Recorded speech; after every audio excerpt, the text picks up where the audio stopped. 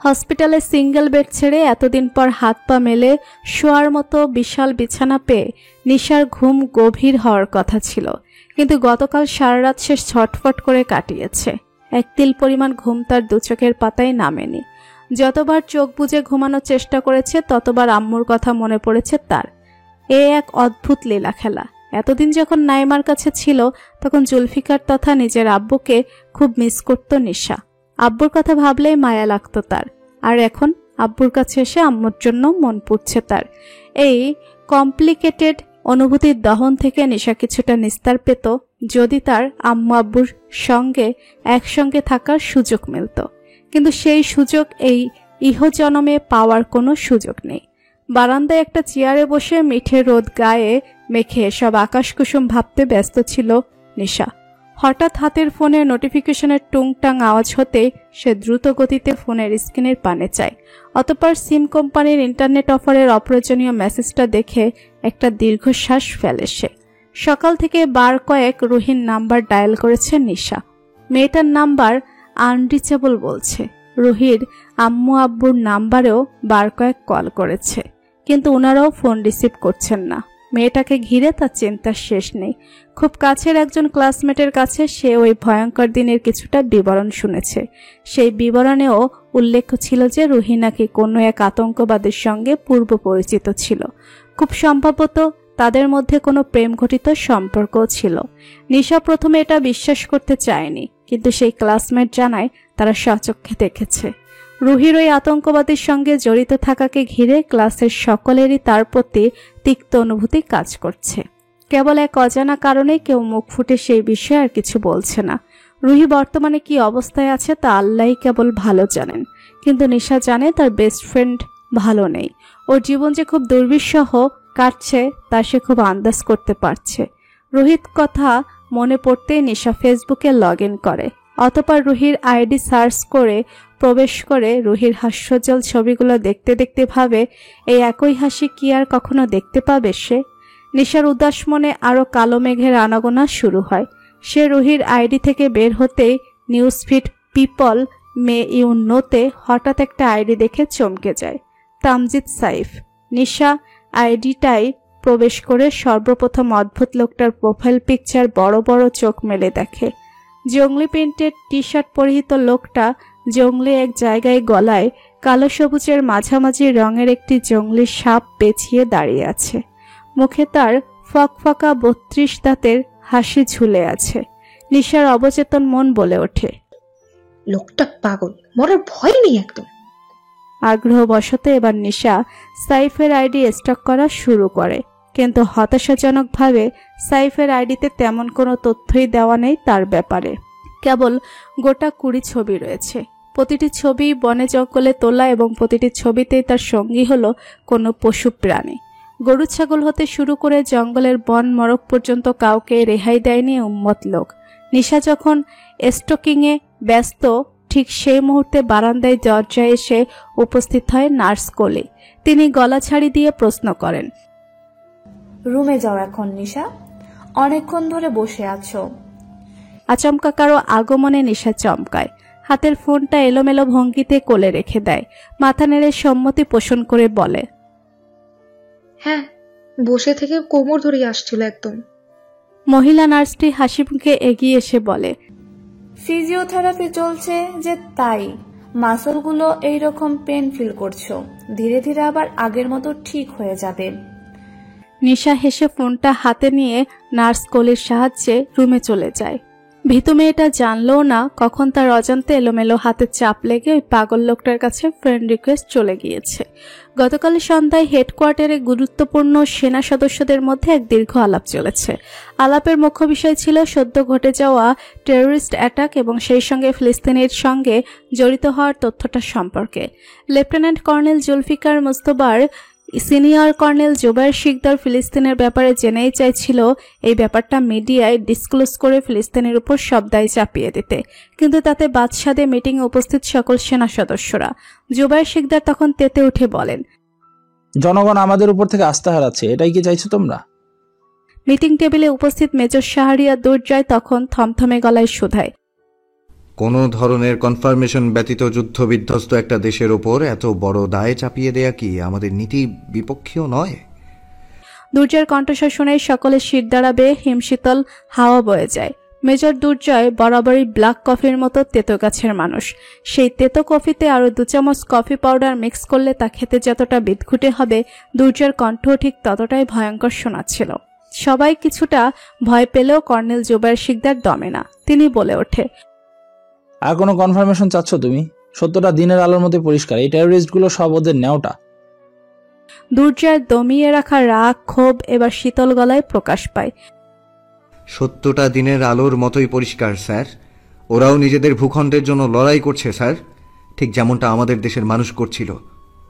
মিটিংয়ে উপস্থিত কর্নেল আশরাফুল মামুন এবার জুবায়ের শিকদার এবং দুর্জয়ের নীরব দ্বন্দ্বে বাগড়া দিয়ে বলে ওঠেন, কর্নেল জুবায়ের শিকদার, পরিস্থিতি লজিক দিয়ে ভেবে দেখুন। এই ঘটনার সঙ্গে যে দেশের নাম উঠে এসেছে তাদের পক্ষে কখনই সম্ভব নয় এরকম একটা ঘটনার সঙ্গে যুক্ত হওয়া। তবুও তারা জড়িত কিনা এই সন্দেহ কারো মনে থেকে থাকলে সেই সন্দেহ মেটানোর জন্য আমাদের সলিড প্রুফের প্রয়োজন। আশরাফুল মামুনের কথা শুনে জুবায়ের শিকদারের মুখ কালো হয়ে আসে। জুলফিকার মুস্তফা সেই সুযোগে আশরাফুল মামুনকে উদ্দেশ্য করে বলে। কর্নেল আশরাফুল কি জানতে চাইলে জুলফিকার বলেন, স্যার, একটা উপায় আছে সত্যটা জানার। আমরা সবাই জানি বাংলাদেশের তরফ থেকে ফিলিস্তিনিদের জন্য ত্রাণ পাঠানোর ব্যবস্থা করা হচ্ছে। আগামী সপ্তাহে আমাদের সামরিক বাহিনীর তত্ত্বাবধানে সেই ত্রাণ ফিলিস্তিনে গিয়ে পৌঁছাবে। এই সুযোগে যদি আমরা আমাদের কিছু দক্ষ সেনাকে সেখানে পাঠাই, তাহলে এর একটা বিহিত করা সম্ভব। আমাদের সৈন্যরা সেখানে গিয়ে পরিস্থিতি তদন্ত করে জানতে পারবে যে কে কিংবা কারা এই ওয়েবসাইটে এই সব আপডেট পরিচালনা করছে। জুবায়ের ব্যতীত সকলেই জুলফিকারের প্রস্তাবে একমত পোষণ করে। কর্নেল আশরাফুল মামুন জানায় তিনি উপরের পদের লোকদের সঙ্গে এই ব্যাপারে আলোচনা করবেন। অনুমতি মিললেই ওনারা এই প্রস্তাবে আমল করবেন। দুর্জয় শুনে মনে মনে খানিকটা স্বস্তি অনুভব করেছিল। যাক, এই উপায়ে অন্তত সত্যটা তো সবার সামনে আসবে। তাই ঢের মানিক নামক শমশের মজুমদারের নেওয়াটা মালিকের কথা অনুযায়ী বাণীকে খুঁজে বের করার মিশনে নেমেছে। এই মিশনের শুরুতেই সে শমশেরের দেওয়া ক্ষমতা কাটিয়ে প্রথমে হসপিটালের সিসিটিভি ফুটেজ খতিয়ে দেখতে যায়, কিন্তু তখনই সে জানতে পারে উল্লেখ্য সময়ের সিসিটিভি ফুটেজটা অ্যাক্সিডেন্টলি ডিলিট হয়ে গিয়েছে। সিসিটিভি ফুটেজের রেকর্ডিংটা অ্যাক্সিডেন্টলি ডিলিট হয়েছে নাকি ইচ্ছাকৃতভাবে করা হয়েছে তা বুঝতে অসুবিধা হয় না মানিকের। সে সঙ্গে সঙ্গে এই খবর পৌঁছে দেয় শমশের মজুমদারের নিকট। শমশের মজুমদারের মতো ধূর্ত লোক উপলব্ধি করে হিরণের ওই রুগ্ন স্ত্রী কারো সাহায্য নিয়ে পালিয়েছে, কিন্তু কার সাহায্য নিয়েছে? পর মুহূর্তেই শমশেরের মনে পড়ে একই সময়ে লেফটেন্যান্ট কর্নেল জুলফিকার মুস্তফার মেয়েও একই হসপিটালে অ্যাডমিট ছিল।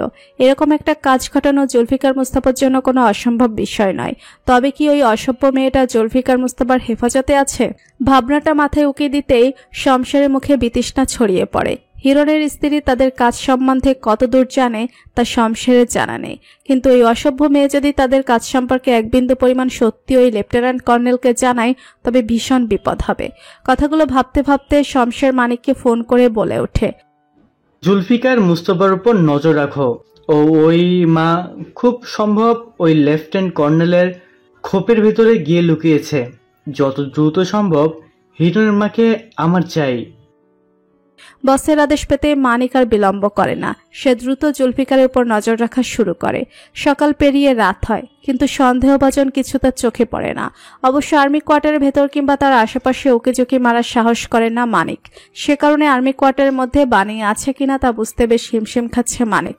মনের হিমশিম দূর করতে সে শমশেরকে ফোন করে প্রশ্ন করে, স্যার, আর্মি কোয়ার্টারের ভেতর বাণী ম্যাডামের থাকার কোনো সম্ভাবনা রয়েছে কি? শমশের সেকেন্ড 5 ভাবেন, তার মস্তিষ্ক জবাব দেয়, না, কোনো সম্ভাবনা নেই। মুখে তিনি জবাব দেয়, জুলফিকার নিচের ঘরে ওই মেয়েকে তোলার মতো বোকামি হয়তো করবে না। তুমি ভালো করে নজর রাখো।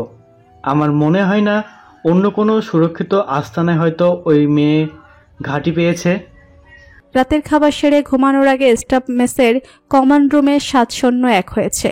সকলেই তখন রাফির জন্য আনন্দ প্রকাশে ব্যস্ত। তাদের লেফটেন্যান্ট কর্নেল জুলফিকার মুস্তফাকে ফিরিয়ে দেননি অন্যার পিতা।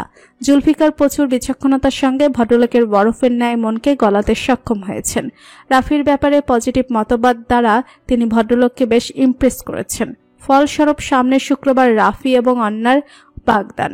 বিয়েটা অবশ্য কেবল রাফির প্রমোশনের পরেই সম্ভব, কিন্তু ততদিনের জন্য অন্না অফিসিয়ালি রাফির বাগদত্তা হিসেবে পরিচিত থাকবে, আর তাদের মনে বিচ্ছেদের ভয় কাজ করবে না। রাফির পরিবার অবশ্য আগে থেকেই অন্যার ব্যাপারে জানতো, ওনারাও আর বাগদান নিয়ে কোনো আপত্তি করেননি। সবাই যখন আনন্দঘন মুহূর্তে মশগুল, সাইফ তখন ক্লান্ত দেহটা একটা সোফায় মেলে বসে। ফোনটা হাতে নিয়ে নেট অন করতে একের পর এক নোটিফিকেশন এসে ভিড় জমায়। এত নোটিফিকেশনের ভিড়ে সাইফের দৃষ্টি স্থির হয় অনাকাঙ্ক্ষিত এক নোটিফিকেশনের পানে। Yasmin Mustafa send you a friend request. Saif বুঝে পায় নাই ভীতু বাচ্চা মেয়ে তাকে রিকোয়েস্ট পাঠিয়েছে কোন উদ্দেশ্যে। ইনবক্সে এসে সাইফকে ভাইয়া ভাইয়া ডেকে মুখে ফেনা তুলতে সাইফ ভাবনায় মশগুল হয়ে রিকোয়েস্টটা একসেপ্ট করে। হাজার হোক তার লেফটেন্যান্ট কর্নেলের একমাত্র ভীতু মেয়ে, অযথা মেয়েটাকে ঝুলিয়ে রাখার মানে হয় না। যদিও সাইফ জগতের সকল মেয়েকেই বউজাত হিসেবে গণ্য করে, কিন্তু এই মেয়ের জন্য না হয় নিয়ম বদলাবে। স্যারের আদরের মেয়েকে না হয় পাতানো বোনের আসনে বসাবে সসম্মানে। রাত তখন সবে 9টা বাজে। নিশা খাওয়া দাওয়া সেরে বিছানায় শুয়ে ল্যাপটপে একটা মুভি দেখছিল। হঠাৎ ফোনের নোটিফিকেশনের টুং শব্দে সে ঘাড় ঘুরিয়ে ফোনটা হাতে নেয়। অপ্রত্যাশিত নোটিফিকেশন পেয়ে তার চক্ষু চড়াক গাছ। Tamjid Saif expected your request. এই অনর্থক নোটিফিকেশনের মানে কি? নিশা তো এই লোককে রিকোয়েস্ট পাঠায়নি, তবে তার আইডি হ্যাক হলো নাকি? কথাটা ভাবতে ভাবতে নিশা সাইফের ইনবক্সে এক শব্দে প্রথম মেসেজটা সেন্ড করে। ভাইয়া? মেসেজটা সেন্ড হয় সাথে সাথেই, অতঃপর 1 মিনিটের মাথায় রিপ্লাই আসে। বলুন বোন। আরো 6টা দিন পেরিয়ে গিয়েছে। এই নিরাপত্তার বেড়াজালায় আবদ্ধ বাড়িটায় বাণীর প্রায় দমবন্ধ অনুভব হয়। নিজের মেয়েকে ছাড়া প্রতিটা মুহূর্ত তার ছটফট করে পার হয়। তার খুব ইচ্ছে নিজের মেয়েকে নিয়ে এই শহরটা ছেড়ে দূরে চলে যাওয়ার, কিন্তু তা সম্ভব হচ্ছে না একটা মানুষের জন্য কেবল। শাহরিয়ার দুর্জয় সেদিন রাতে এই বাড়ি থেকে প্রস্থান করার পর আর এই বাড়ির মুখো হয়নি। প্রথমে বাণীর এ নিয়ে খুব অস্বস্তি কাজ করছিল, কিন্তু ইলিয়াস কাঞ্চন নামক লোকটার মাধ্যমে দুর্জয় একদিন কলে তার সঙ্গে কথা বলেছিল। সেই কথোপকথনে দুর্জয় জানায় যে সে খুব জরুরি একটা কাজে আটকে আছে, ব্যস্ততা কিছুটা কমলেই সে আসবে। বাণী যেন ধৈর্য ধরে কেবল অপেক্ষা করে, নিজে যেন ভুল করে দুর্জয়ের কথার বাইরে গিয়ে সবার চোখ ফাঁকি দিয়ে বন্যিকে উদ্ধারের চেষ্টা না করে। দুর্জয়ের উপরে আস্থা রেখে যেন একটু স্থির থাকে। বাণী দুর্জয়ের কথা মেনে নেওয়া ছাড়া আর কোনো পথ খোলা পায় না। সে নিজেও ভালো করে জানে কোনো ধরনের সাহায্য ব্যতীত বন্যিকে ওই বাড়ি থেকে উদ্ধার করা এক প্রকার অসম্ভব ব্যাপার, কিন্তু মায়ের মন এত যুক্তি মানতে চায় না। ইচ্ছে হয় ছুটে নিজের মেয়ের কাছে চলে যেতে।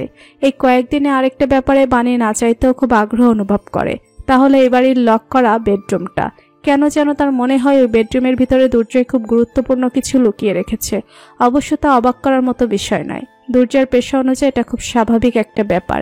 তবুও কেন জানি ঘুরে ফিরে বাণীর ওই রুমটা এক দফা ঘুরে দেখার খুব ইচ্ছে জাগে, কিন্তু পর মুহূর্তে সে নিজেকে বলে শাসায় যে দুর্জয় তাকে সাহায্য করে কেবল এখানে থাকার সুযোগ করে দিয়েছে, অনেকটা শরণার্থীর ন্যায়। এই সামান্য সাহায্যের মানে এই নয় যে দুর্জয় তাকে নিজের ব্যক্তিগত জীবনের প্রতি আগ্রহ দেখানোর এক্সেসও দিয়েছে। ইউটিউবে বিবিসি নিউজের একটা ইংরেজি প্রতিবেদন দেখতে দেখতে এসব আকাশকুসুম ভাবনায় মশগুল ছিল বাণী। আচমকা গুলিবর্ষণের তীক্ষ্ণ শব্দে তার ভাবনা জগতে ভাটা পড়ে। ভীত দৃষ্টি মেলে সে টিভির স্ক্রিনের পানে তাকায়। রঙিন পর্দায় দেখাচ্ছে চট্টগ্রামে সে ভয়ঙ্কর টেরোরিস্ট অ্যাটাকের ঝলক। কলেজ ভবনের থেকে দূরে রাস্তায় সাংবাদিকদের উপচে পড়া ভিড়। দূর হতে কলেজ ভবনের ভেতর থেকে ভেসে আসছে গুলিবর্ষণের শব্দ। বাণী ভীত দৃষ্টি মেলে দেখে ভয়ঙ্কর সে দৃশ্য। দুর্জয় কিছুদিন পূর্বে এই বাড়ির টিভিটাই ওয়াইফাই সংযোগের ব্যবস্থা করতে একজন লোককে পাঠিয়েছিল, হয়তো বাণীর একাকিত্ব ঘোচানোর জন্য, নতুবা বাণীর সময় কাটানোর জন্য। ওয়াইফাই সংযোগ দিয়ে যাওয়ার পর থেকে বাণী বহির্বিশ্বের বিভিন্ন ঘটে যাওয়া ঘটনা নিয়ে ডকুমেন্টারি দেখে যাচ্ছে একের পর এক। আজ কতগুলো বছর ধরে সে বাহিরের পৃথিবী সম্পর্কে সম্পূর্ণ অজ্ঞাত। সে তো ভেবেছিল হিরণের ওই 4 দেয়ালে ঘেরা প্রাসাদের ভেতরটাই কেবল ভয়ঙ্কর, কিন্তু এখন দেখতে পাচ্ছে বাহিরের দুনিয়াটাও ভালো নেই। কেমন একটা অসুস্থ পরিবেশ চারপাশ ঘিরে। মানুষরূপী একদল জানোয়ার পৃথিবী জুড়ে ছড়িয়ে পড়েছে, যারা কিনা নিরপরাধ মানুষদের উপর অমানবিকভাবে গণ হত্যাযজ্ঞ চালাচ্ছে। আর এই জানোয়ারগুলো এতটা শক্তিশালী রূপ ধারণ করেছে যে এখন কেউই এদের দমাতে পারছে না। বাণী জানে না এই পরিস্থিতির শেষ কোথায়, কিন্তু সে মনে মনে দোয়া করে যেন পৃথিবীটা সুস্থ হয়, এই গোলাগুলি যেন শেষ হয়, নিরপরাধ মানুষ এবং নিষ্পাপ শিশুরা যেন মুক্তি পায়। ব্যক্তিগত একটা ফোন পেতে প্রত্যয় যত দ্রুত সম্ভব চট্টগ্রামের নামি দামি একটা কফি শপে এসে উপস্থিত হয়। মুখভঙ্গি তার অ্যাজ ইউজুয়াল তেতো রকমের।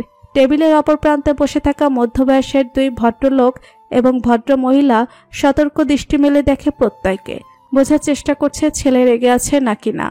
প্রত্যয় সেই দৃষ্টি উপেক্ষা ভদ্র মহিলার উদ্দেশ্যে সরাসরি বলে, তোমরা উইদাউট এনি নোটিস হঠাৎ চট্টগ্রাম এসেছ কি আমার চেহারা খুঁটিয়ে দেখতে? ভদ্রমহিলা নরম গলায় প্রত্যুত্তর করে, 3 মাস ধরে তুমি বাড়ি আসো না, আমাদের কি ইচ্ছে করে না তোমাকে একটু দেখার? প্রত্যয় টেবিলের উপর থাকা গরম কফি কাপটার পাশে হাত ছুঁয়ে উত্তর দেয়। ভিডিও কলে তো দেখোই। এবার ভদ্রলোক সামান্য কেশে বলে ওঠে, শুনলাম তুমি নাকি আগামীকাল দেশের বাইরে যাচ্ছ। প্রত্যয়ের ভুরু এবার কুঁচকে আসে, সে বলে, তুমি আমার পিছনে কি গোয়েন্দা লাগিয়েছ? ভদ্রলোক প্রত্যয়ের মতেই মুখ কালো করে জবাব দেয়, তুমি হয়তো ভুলে যাচ্ছ তোমার পেশার উপরের পদের বেশ কিছু জনের সঙ্গে আমার ভালো সাক্ষাৎ রয়েছে। তুমি আমাকে নিজের জীবনের ব্যাপারে কিছু জানাও বা না দেখে আমি কিছু জানতে পারবো না, সেটা তোমার ভুল ধারণা। প্রত্যয় এবার গরম কফির মগে একটা চুমুক দিয়ে বলে, চট্টগ্রাম যেহেতু এসেছো ওই আম্মুকে নিয়ে, তাহলে কক্সবাজারে ঘুরে যেও কিছুদিন। যান্ত্রিক কোলাহল মুক্ত সমুদ্রের বিশুদ্ধ হাওয়ার প্রশান্তি খুঁজে পাবে। ছেলের এমন আউট অফ টপিক জবাবে মতিউর আরাফাত খুব বিরক্ত হয়। তিনি রাগ সংবরণ করে ফিসফিসিয়ে শুধায়, তুমি ফিলিস্তিনে যাচ্ছ ত্রাণ বিতরণ করতে? মাথা ঠিক আছে তোমার? প্রত্যয় সঙ্গে সঙ্গে আশেপাশে তাকায় সতর্ক দৃষ্টিতে, পরখ করে কেউ তাদের কথা শুনল কিনা। নিশ্চিত হয়ে নিচু গলায় জবাব দেয়, এই বিষয়ে এখানে আমি কোনো কথা বলতে চাচ্ছি না, আর আমি যাব, এটা ফাইনাল। মতিউর আরাফাত স্ত্রী ফিজার উদ্দেশ্যে বলে, তোমার ছেলের মাথা নষ্ট হয়ে গেছে ফিজা, ওকে বুঝাও। স্বামীর কথা শুনতেই ফিজা উঠে এসে ছেলের পাশে চেয়ারটায় বসে। ছেলে 2 হাত নিজের হাতের মুঠোয় নিয়ে বলে ওঠে, বাবার সময় আছে, তুমি মানা করে দাও, তোমার বাবা ব্যবস্থা করে নিবে একটা। তোমার জায়গায় যেন অন্য কাউকে পাঠানো হয় সেই ব্যাপারে কথা বলবে। প্রত্যয় নিজের মায়ের সেন্টিমেন্ট উপলব্ধি করে, তবু সে নরম হয় না, বরং কাটকাট গলায় জবাব দেয়, সরি আম্মু, তোমার এই আবদারটা রাখতে পারলাম না। মতিউর আরাফাত এবার রেগে বলে ওঠে, তুমি জানো তুমি কোথায় যাচ্ছ? একটা যুদ্ধ বিধ্বস্ত দেশে। ওখানে লাইফের কি গ্যারান্টি আছে? নিজের ভাইয়ের পথে হাঁটা বন্ধ করো। সব দেশপ্রেম ওকে দিয়ে কি দিয়েছিল মনে আছে? যুদ্ধের ময়দানে মরেছে। আর যাদের নিজের ভাই ভেবেছিল তারা কি করেছে তোমার ভাইয়ের সাথে? তারা নিজেদের বাঁচাতে সেখান থেকে পালিয়ে এসেছে। তোমার ভাইয়ের লাশটা অবধি শত্রুর ঘাঁটি থেকে নিয়ে ফিরেনি। তুমিও কি একই পরিণতি চাও? প্রত্যয় শুনে সবটা।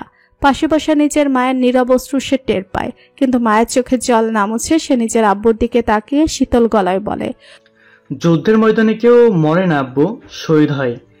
ভাইয়া ইজ এ মার্ডার, ভাইয়া ইজ এ মার্টার। কথাটুকু বলেই প্রত্যয় উঠে দাঁড়ায় প্রস্থানের উদ্দেশ্যে। যাওয়ার আগে ফের বলে, আর ছোটবেলায় তোমরাই সবসময় বলতে বড় ভাইয়ের থেকে যেন ভালো কিছু শিখে সেই অনুসারে লাইফ লিড করি। এখন যখন ভাইয়ের পথ অনুসরণ করে ভালো কিছু করছি, তখন তোমাদের এত সমস্যা হচ্ছে কেন? উত্তরের অপেক্ষায় আর দাঁড়ায় না প্রত্যয়, সেখান থেকে প্রস্থান করে। মতিউর আরাফাত স্ত্রীর দিকে তাকিয়ে বলে, এক ছেলের জানাজা পড়েছে ফিজা। নিজের জীবন দশায় আরেকজন ছেলের জানাজা পড়ার মতো সাহস আমার নেই। ওকে এই পথ থেকে ফেরানোর জন্য যা যা করা প্রয়োজন আমি করব। ওকে বুঝাতে হবে ওর কিছু হলে এ দেশের কিছু যায় আসবে না, কিন্তু ওর পরিবার শেষ হয়ে যাবে। কি করবেন আপনি? পুরুষ মানুষকে ঘরমুখ করার সক্ষমতা আল্লাহ শুধু নারীদেরকেই দিয়েছেন। ক্ষীণ ইঙ্গিতটা বুঝতে পেরে ফিজা চুপ হয়ে যান। উনি আর এসব বিষয় নিয়ে মাথা ঘামান না। উনি শুধু নিজের ছেলে জীবিত ফিরে আসাটুকু কামনা করেন। পরন্ত সন্ধ্যায় দরজার কলিং বেল চেপে দাঁড়িয়ে আছে দুর্জয়। মিনিট গড়ানোর আগেই ভেতর থেকে দরজা খুলে দেয় শাড়ি পরিহিতা এক রুগ্ন নারী। দুর্জয় এক পলক তাকে দেখে চোখ নামিয়ে ফেলে। বহু বছর পূর্বে দেখা এক টমবয়কে এত বছর পরে বাঙালি নারী রূপে দেখে সে প্রায় অজানা কারণে অস্বস্তি অনুভব করে। বাণীও দুর্জয়কে দেখে চোখ নামিয়ে নেয়। সেদিন রাতের পর আজ তাদের প্রথম দেখা। অস্বস্তি বাণীও অনুভব করছে। তার ব্যাপারে আর কোনো কিছুই এই মানুষটার অজানা নয় ভেবেই সে অস্বস্তি কাজ করছে। নীরবতার পালা ভেঙে দুর্জয় বলে, সারাদিন বাড়ির ভেতরেই থাকো, উঠানে বের হও না? বাণী কেবল মাথা নেড়ে না জানায়। দুর্জয় গলা ছাড়ি দিয়ে বলে, ভেতরে আসবো না, বাইরে বের হও, উঠানে হাঁটতে হাঁটতে কথা হবে। বাণী আর কথা বাড়ায় না। শাড়ির আঁচলটা টেনে অপর পাশের কাঁধে চেপে দুর্জয়ের পিছু পিছু বের হয়। উঠোনের একপাশে ইলিয়াস কাঞ্চন সহ আর একজন টহল দিয়ে বেড়াচ্ছে। তাদের এদিকে কোনো ধ্যানই নেই। দুর্জয় হাঁটতে হাঁটতে বলে ওঠে, তোমার বাবা আনিসুজ্জামান তালুকদার বর্তমানে কি অবস্থায় আছে সেই সম্পর্কে কোনো আইডিয়া আছে? ওনার ব্যাপারে কিছু জানতে আমি আগ্রহী নই। দৃঢ় গলায় কথাটুকু বলে বাণী। দুর্জয় একটা দীর্ঘশ্বাস ছেড়ে বলে, আনিসুজ্জামান তালুকদার 6 বছর আগে মারা গিয়েছে Bani. He is no more. Bani চকিতে দুর্জয়ের পানে তাকায়। অবাক সে, তবে দুঃখ অনুভব করছে না বিন্দু পরিমাণ। সে মাথা নত করে বলে, ও, জানতে চাইবে না কিভাবে মারা গেল? উনি কখনো জানতে চেয়েছিলেন একটা আগন্তুক লোকের বাড়িতে আমি কিভাবে বেঁচে আছি? বাণীর চাপা ক্ষোভ তার কণ্ঠে স্পষ্ট ফুটে ওঠে। দুর্জয় নিজেই বলে ওঠে, তোমাদের বাড়িতে ডাকাত হামলা হয়েছিল, ডাকাতেরা কয়েক কোপে ওনাকে খুন করেছে। বাণী আগ্রহ পায় না এই ব্যাপারে কিছু না শোনার। লোকটাকে সে চরম ঘৃণা করে। সেই ঘৃণার মাঝে মায়ার কোনো স্থান নেই। এরকম নিকৃষ্ট একটা লোক পৃথিবী থেকে চলে গেলে পৃথিবীর নিশ্চয়ই খুব বড় কোনো ক্ষতি হয়ে যাবে না। দুর্জয় এবার হাঁটা থামিয়ে বাণীর মুখোমুখি দাঁড়িয়ে বলে, আমার মনে হয় কোনটার সাথে হিরণ জড়িত, যেন আর কেউ তোমার ভাইয়ের মতো আনিসুজ্জামানকে ফলো করে তোমার পর্যন্ত পৌঁছাতে না পারে। বাণী এতে অবাক হয় না। হিরণের জন্য এটা অসম্ভব বিষয় নয়। সেসব কথা বাদ দিয়ে সরাসরি বলে, I don't care about them Durjoy, I only care about my daughter. আজকে 1 সপ্তাহ পেরিয়ে গিয়েছে ও আমাকে ছাড়া থাকছে। ও এখন অনেক ছোট। She needs me. দুর্জয় বুঝতে পারে বাণী আনিসুজ্জামান তালুকদার কিংবা হিরণ কারো ব্যাপারে কথা বলতে আগ্রহী নয়। তাই সে বলে, ট্রাস্ট মি, খুব দ্রুতই বন্যি তোমার কাছে থাকবে। তাদের অগোচরে উঠোন সীমানার বাহিরে ঝোপঝাড়ের আড়াল হতে একজোড়া চোখ তাদের ভালো করে দেখে নেয়। খুবই সাবধানে নিজের ফোনে নিঃশব্দে ধারণ করে তাদের ছবি। মুখে লেপটে থাকা কুরুর হাসিটা দীর্ঘায়িত করে সে ফের তাকায় দুর্জয় ও বাণীর পানে। ফোনে একটা মেসেজ পেতে দ্রুত ওড়না মাথায় পেঁচিয়ে নিঃশব্দে পা টিপে টিপে রুম ছেড়ে বের হয়। রাত 12:30টায় এ সময় তার বাড়ির প্রত্যেকেই গভীর ঘুমে তলিয়েছে। তবুও সবাই ঘুমিয়েছে কিনা নিশ্চিত হয়ে সে বিড়ালের মতো কদম ফেলে ঘর ছেড়ে বের হয়। অতঃপর দ্রুত বাড়ির বাহিরে রাস্তায় বের হতেই দেখে একটা বাইক নিয়ে অদূরে দাঁড়িয়ে আছে রাফি। কেবল রাফি একা হলে অন্য এই মুহূর্তে ছুটে গিয়ে তার বুকে আশ্রে পড়ত, কিন্তু রাফির সঙ্গে দাঁড়িয়ে থাকা সাইফ এবং প্রত্যয়কে দেখে সে নিজের সেই ইচ্ছায় বালিচাপা দিয়ে শান্ত পায়ে হেঁটে এগিয়ে যায়। সাইফ অন্নাকে দেখেই একগাল হেসে বলে, আসসালামু আলাইকুম ভাবি। অন্যও সামান্য হেসে সালামের জবাব দেয়। প্রত্যয় অবশ্য এত ফর্মালিটিস না করে হেসে বলে, হাই অন্না। সাইফ সঙ্গে সঙ্গে বাগড়া দিয়ে বলে, শালা, ভাইয়ের বউকে ভাবি বলে, এতটুকু কমন সেন্স নাই। প্রত্যয় ভুরু কুচকে বলে, এখনো রাফির বউ তো হওনি। এঙ্গেজমেন্ট তো হয়েছে, মানে ওই 50% বউ অলরেডি হয়ে গেছে, বাকি 50% কবুল বললেই হয়ে যাবে। সাইফের যুক্তির পিঠে প্রত্যয় আর কিছু বলে না। এই ছেলেকে একটা কিছু বললে সে এটার পিঠে 10টা যুক্তি হাজির করে দিবে। রাফি বন্ধুদের দিকে আহত দৃষ্টি মেলে কিছু একটা ইশারা করে। সাইফ এবং প্রত্যয় সেই ইশারা দেখে বেশ মজা পায়। বেচারাকে কি অসহায় দেখাচ্ছে। সাইফ শার্টের হাতা গোটাতে গোটাতে বলে, আজকে প্রত্যয় গার্ড দিবি, অন্যার হিটলার বাপকে দেখলেই সাথে সাথে সিগন্যাল দিবি, ঠিক আছে? নিজের আব্বুকে এরকম হিটলার ডাকায় অন্না সামান্য মুখ লটকে বলে, ভাইয়া, পৃথিবীর সব প্রেমিকার বাপই হিটলার হয়। বিশ্বাস না হলে একটা প্রেম করে দেখুন, প্রেমিকার সঙ্গে হিটলার শ্বশুর বাই 1 get 1 অফারের মতো পেয়ে যাবেন। সাইফ আর প্রত্যয় দুজন দুদিকে পাহারা দেওয়ার জন্য প্রস্থান করতে অন্না মুখ কালো করে প্রশ্ন করে, কবে নাগাদ ফিরবে তুমি? জলদি ফিরবো। অন্যার কোনো কথা বলে না, মুখ কালো করে রাফির দিকে তাকিয়ে থাকে। তার রাফির এই ফিলিস্তিনে যাওয়ার বিষয়টা মোটেও ভালো লাগছে না। কিন্তু কিছু করার নেই তার। রাফির পেশাকে সে সম্মান করে। সেই বিষয়টা মাথায় রেখেই সম্পর্কে জড়িয়েছিল যে রাফির কাছে সবসময় তার চাকরি ফার্স্ট প্রায়োরিটি থাকবে।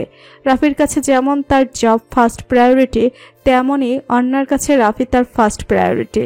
রাফি এক মুহূর্ত অন্যার মলিন মুখ দেখে হেসে বলে, মলিন মুখে বিদায় জানাবে? অন্যার অপেক্ষা না করে এবার ধীরে সুস্থে রাফিকে জড়িয়ে ধরে বলে, দ্রুত ফিরবে, অপেক্ষায় থাকবো। ভাইয়া আজ এখনো জেগে? মেসেজটা পেতেই সাইফের আচমকা মেজাজ একই সঙ্গে ফুরফুরে এবং গরম হয়ে যায়। দিন দিন এই মেয়ের ভাইয়া ডাকটা বেড়েই চলেছে। আর অপরদিকে এই গা জ্বালানো ডাক শুনে সাইফের মেজাজ থার্মোমিটারের পারদের মতো বেড়ে যায়। তবুও সে ভদ্রভঙ্গিতে টাইপ করে জবাব দেয়, জি মিস ইয়াসমিন, একটা কাজে এলাম। প্রায় সঙ্গে সঙ্গেই নিশা জবাব দেয়, আপনারা অ্যাডাল্টরা বেশ অদ্ভুত, রাত বিরাতেও আপনাদের কাজ থাকে, অথচ এটা ঘুমানোর সময়। মেসেজটা পড়ে সাইফের ভুরু কুচকে আসে। সে অন্যদের বাসার গলির মশার কামড় খেতে খেতে লিখে পাঠায়, আপনার বয়স কত? ব্যাড ম্যানার্স ভাইয়া, মেয়েদের বয়স জিজ্ঞেস করা উচিত না, জানেন না? Don't you know that? Saif চোখ সরু করে মেসেজটা কয়েকবার পড়ে। এখন এই ভীতু মেয়ে তাকে ম্যানার্স শিখাবে। সাইফ ম্যানার্স শিখতে মোটেও ইচ্ছুক নয়, তাই সে লিখে, ঘুমান মিস ইয়াসমিন, গুড নাইট। নিশা মেসেজটা পড়ে অবাক হয়। হুট করে কথার মধ্যপথে বিদায় নেওয়া কি এই লোকের স্বভাব? এই স্বভাবটা মোটেও পছন্দ নয় নিশার। সে বিড়বিড়িয়ে বলে, অ্যাগেইন ব্যাড ম্যানার্স। নিশা ফোন রেখে মন খারাপ করে শুয়ে রয়। অদ্ভুত বদঅভ্যাস হয়েছে তার। এই অতিব্যস্ত ম্যানারলেস লোকটার সঙ্গে কথা বলতে কেন যেন তার ভালো লাগছে তার হঠাৎ করে। হয়তো একাকিত্বের জন্য। আম্মু নেই, আব্বুও প্রায় সারাদিন বাহিরেই কাটায়। রুহি নেই। এমন অবস্থায় তার অবচেতন মন কথা বলার জন্য একজন সঙ্গী খুঁজলেই সেই সাপ বিচ্ছু প্রেমী লোকটাকে মেসেজ দেয়। লোকটা দু চারটা অদ্ভুত কথা বলে কথার মাঝখানে সবসময় উধাও হয়ে যায়। এক রুমের আলিশান হোটেল রুমটা অন্ধকারে ছেয়ে আছে। সে অন্ধকারের মাঝে ল্যাপটপের স্ক্রিনটা রুমটাকে মৃদু আলোকিত করার প্রচেষ্টায় মত্ত। বিছানার হেড সাইডে হেলান দিয়ে বসে কিবোর্ডে দ্রুত ভঙ্গিতে হাত চালাচ্ছে এক রমণী। গভীর মনোযোগ তার ল্যাপটপের স্ক্রিনের দিকে নিবদ্ধ। আচমকা ফোনের রিংটনের শব্দে তার মনোযোগ ভঙ্গ হয়। ফোনটা হাতে নিতেই দেখে একটা ফরেন নাম্বার থেকে ইনকামিং কল। রমণী অপেক্ষা না করে কল রিসিভ করে অ্যারাবিক ভাষায় বলে ওঠে, হ্যালো স্যার। ফোনের অপর পাশ থেকে একটা পুরুষালী স্বর একই ভাষায় বলে ওঠে, মিস দিশান নামরা, নতুন কোনো update? Still working on it sir. এত সময় আপনাকে দেওয়া সম্ভব নয় দিশান, বিষয়টা মাথায় রাখবেন। যত দ্রুত সম্ভব ওই র্যাঙ্কেলকে খুঁজে বের করে সঙ্গে নিয়ে নিজের মাতৃভূমিতে ফিরুন। Sir, I will be back soon. ফোনটা রাখতেই সেই নারী জলজল দৃষ্টি মেলে ল্যাপটপের স্ক্রিনের পানে তাকায়। সঙ্গে সঙ্গে একটা আর্টিকেল তার চোখের সামনে ভেসে ওঠে। ইয়েমেনে আরও একটা টেরোরিস্ট অ্যাটাক। দৃশ্যান চোখ বুজে নেয় সঙ্গে সঙ্গে। হচ্ছেটা কি? তার মাতৃভূমির বর্তমান অবস্থা এভাবেই খুব করুণ। তার উপর পরপর কয়েক মাসের ব্যবধানে 3 বার এই টেরোরিস্ট অ্যাটাক। এর শেষ কোথায়? নিজের ম্যানেজারের সঙ্গে ব্যবসার হিসাব নিয়ে আলাপনে ব্যস্ত ছিল শমশের মজুমদার। সেখানে সকাল সকাল মানিকের আগমন হওয়ায় তিনি আলাপ থামায়। ম্যানেজারকে বিদায় করে দিয়ে মানিকের উজ্জ্বল মুখপানে চেয়ে হেসে প্রশ্ন করে, কেন, কোনো গুড নিউজ মানিক? মানিক হেসে মাথা নাড়ে। পকেট থেকে নিজের ফোন বের করে। অতঃপর ফোনটা শমশের মজুমদারের দিকে বাড়িয়ে দেয়। শমশের মজুমদার আগ্রহ নিয়ে ফোনটা নিজের হাতে নিয়ে স্ক্রিনে তাকায়। সঙ্গে সঙ্গে তার মুখেও হাসি ফুটে ওঠে। কৌতুক মিশ্রিত গলায় প্রশ্ন করে, সাথে মালটা কে? মেজর শাহরিয়ার দুর্জয়, লেফটেন্যান্ট কর্নেল জুলফিকার মুস্তফার অতি নিকটবর্তী লোক। জুলফিকারকে ফলো করতে করতে আমি মেজর পর্যন্ত পৌঁছেছি। শমশের মজুমদার এবার কিছুটা সিরিয়াস মুখ করে বলে, খালি হাতে ফিরে এলে কেন তবে? স্যার, জায়গাটা খুব সিকিউর। গতকাল সারা রাত আমি ঝোপঝাড়ের আড়ালে লুকিয়ে মশার কামড় খেয়ে ওখানকার গতিবিধি বোঝার চেষ্টা করেছি। তা গতিবিধি বুঝতে পেরেছ? জি স্যার। তাহলে দেরি কেন? শমশেরের কথার ইঙ্গিত বুঝতে পেরেই মানিক হাসে। আজ সকালের নাস্তাটা ঘরে মেয়ের সঙ্গে সেরেই বেরিয়েছেন জুলফিকার মুস্তফা। তিনি নিজেও খুব করে উপলব্ধি করছেন যে নিশাকে তিনি ঠিকঠাক সময় দিতে পারছেন না। মেয়েটা কেমন মনমারা হয়ে থাকে সারাদিন। প্রশ্নের উত্তর দেওয়া ছাড়া সেতে তেমন একটা কথা বলে না। জুলফিকার খুব ভালো করে বুঝতে পারে নিশার তার সঙ্গে কথা বলতে জড়তা কাজ করে, কিন্তু এই জড়তা ভাঙার উপায় জুলফিকারের জানা নেই। নিজের মেয়েকে জুলফিকার খুব ভালোবাসে, কিন্তু তা প্রকাশ করতে জানে না সে। একটা দীর্ঘশ্বাস ছেড়ে গাড়ির জানালা দিয়ে বাহিরে তাকায় জুলফিকার। মনে মনে সিদ্ধান্ত নেয় নাইমাকে বাসায় আসতে বলবে। নিশা হয়তো মাকে পেলে খুশি হবে। আর তাছাড়াও জুলফিকারের উদ্দেশ্য মা মেয়েকে আলাদা করা ছিল না কখনো। ফোনের রিংটনের আওয়াজে জুলফিকার ভাবনার জগৎ থেকে বেরিয়ে আসে। স্ক্রিনে ভেসে ওঠা নামটা দেখতেই সে দ্রুত কলটা রিসিভ করে। সালাম দিয়ে শুধায়, কেমন আছেন ভাবি? আমি ভালো আছি, আপনি কেমন আছেন ভাইয়া? নিশার এখন কি অবস্থা? আলহামদুলিল্লাহ, আমি ভালো আছি। নিশার ফিজিওথেরাপি চলছে, ধীরে ধীরে হাঁটার চেষ্টা করছে। যাক, আলহামদুলিল্লাহ, ইনশাল্লাহ নিশা খুব দ্রুত সুস্থ হয়ে যাবে।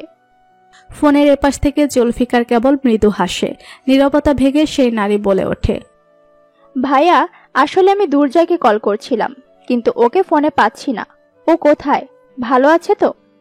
প্রশ্নটা শুনতে জুলফিকার বুঝতে পারে দুর্জয় ইচ্ছে করে সুহালা বেগমের কল রিসিভ করছে না। দীপ্তর মৃত্যুর পর থেকে ছেলেটা আরো গিল্টে ভুগছে। নিজের মার কাছ থেকে ভাইয়ের সত্যিটা লুকানোর গিল্ট ফিলিংস ছেলেটাকে খুব পোড়াচ্ছে। জুলফিকার সত্যটা ঢাকা দেওয়ার জন্য অজুহাত দেখিয়ে বলে, ভালো আছে ভাবি, কাজের চাপে একটু ব্যস্ততায় দিন কাটছে ওর। ফোনের অপর পার্শ্বতে দুর্জয়ের মা সুহালা বেগম এবার সামান্য ইতস্তত করে বলে, ভাইয়া, দুর্জয় আজ প্রায় 7 মাস ধরে বাড়ি ফিরছে না। ওকে দেখতে খুব ইচ্ছে করছিল। আমি ভাবছিলাম চট্টগ্রামে এসে কটা দিন থেকে যাব। জুলফিকার মুস্তফার সঙ্গে সঙ্গে বিষম খায়। তার মনে পড়ে যায় গতকাল মাত্র দুর্জয় তাকে জানিয়েছে যে তার পরিচিত এক ক্লাসমেট খুব বড় এক বিপদে পড়েছে। তাকে আপাতত সে নিজের বাবার চট্টগ্রামের বাড়িটাতে রেখেছে। তাকে সেই বিপদ থেকে উদ্ধারের জন্যই সে সেদিন জুলফিকারকে বলেছিল হসপিটালের সিসিটিভি ফুটেজ ডিলিট করার ব্যবস্থা করতে। এমন অবস্থায় যদি সুহালা বেগম চট্টগ্রামে আসেন তবে সিচুয়েশন আরো কমপ্লিকেটেড হয়ে দাঁড়াবে। জুলফিকার সুহালা বেগমকে একটা বুঝ দিয়ে বলেন, ভাবি, ওখানে আপনার নিজস্ব বাড়ি আছে, আপনি চাইলে যখন খুশি তখন আসতে পারেন। কিন্তু সত্যি বলতে এই মুহূর্তে আসলে দুর্জয় আপনাকে একদমই সময় দিতে পারবে না। খুব ব্যস্ততায় সময় কাটছে ওর, কিন্তু কিছুদিনের মধ্যেও কিছুটা ফ্রি হবে। তখন না হয় আপনি এসে ওর কাছে থেকে গেলেন অনেকদিন, দুর্জয়ও তখন আপনাকে সময় দিতে পারবে। জুলফিকার মুস্তফার বুঝ পেয়ে সুহালা বেগম তা মেনে নেন। তিনি হেসে বলেন, আচ্ছা, তাই না হয় হবে। আপনি দুর্জয়কে নিয়ে একদমই দুশ্চিন্তা করবেন না ভাবি।